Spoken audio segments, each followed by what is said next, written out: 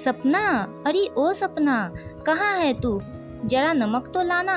जैसे ही सासू माँ की आवाज सपना के कानों तक पहुंची, जल्दी से नमक का डब्बी उठाया। तेज कदम चलती हुई सासू माँ के कमरे में पहुंच गई सपना। चम्मच से उनकी सब्जी में नमक डाल वापस जाने ही लगी कि सासू माँ बोली, अरे सपना बेटा, तुझे कितनी बार कहा है कि एक डिब्बी में जरा सा नमक डालकर रख दिया कर, ताकि जब भी मुझे जरूरत पड़े मैं खुद ही ले लूंगी। बार बार तुझे आवाज लगाकर बुलाना मुझे बिल्कुल भी अच्छा नहीं लगता, लेकिन तू है कि मेरी सुनती ही नहीं, तपक से सासू माँ बोली। लेकिन सपना बिना कोई जवाब दिए हल्की सी मुस्कान दिए चली गई। पिछले 7 सालों से उनकी इन आदतों से अब बेखबर न थी सपना। पहले बुरा लगता था उसे कि उसकी बनाई हुई हर सब्जी में सासू माँ की सुई नमक पर आकर अटक जाती थी। कई बार नाराजगी भी दिखाई सपना ने, परंतु ज्यादा बोलना उचित नहीं समझा।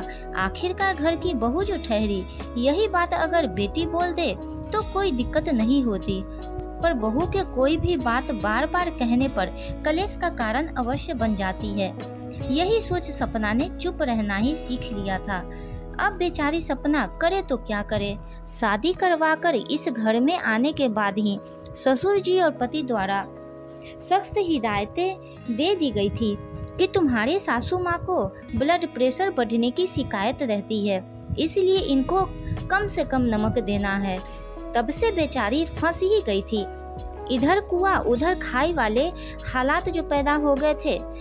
कम नमक डालती तो सासू माँ का एक ही डायलॉग सदा कानों में सुनाई पड़ती थी, सपना सब्जी वैसे तो बहुत स्वादिष्ट है, पर नमक कम होने की वजह से रोटी खाने का मजा नहीं आ रहा है। लेकिन फिर भी दवाइयाँ तो लेनी है, तो पेट भरने के लिए खा लिया है खाना। अगली बार नमक का जरा ध्यान रखना। एक दिन तो हद ही हो गई जब सपना ने सासू माँ को खुश करने के लिए सब्जी का नमक थोड़ा तेज कर दिया। बस फिर क्या था, बड़े मजे से रोटी का स्वाद लेते हुए खाना खाया और शाम तक ब्लड प्रेशर बढ़ गया सासू माँ जी का। अब जी सारा दोष जा पहुँचा सपना के ऊपर, क्योंकि सासू माँ अपना दोष तो बताने से रही, नाक जो कट जानी थी।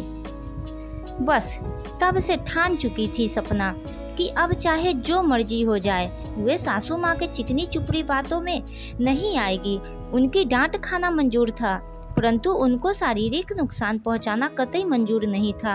आखिरकार कहीं न कहीं उसके मन में अपनी सासू माँ के लिए सॉफ्ट कॉर्नर भी था।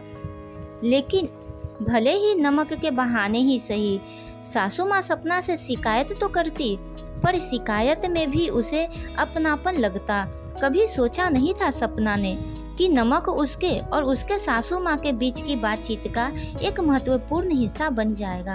अगर आपको यह सास बहू की कहानी अच्छी लगी तो मेरे चैनल को सब्सक्राइब कीजिए और अच्छी लगी तो शेयर भी जरूर करें।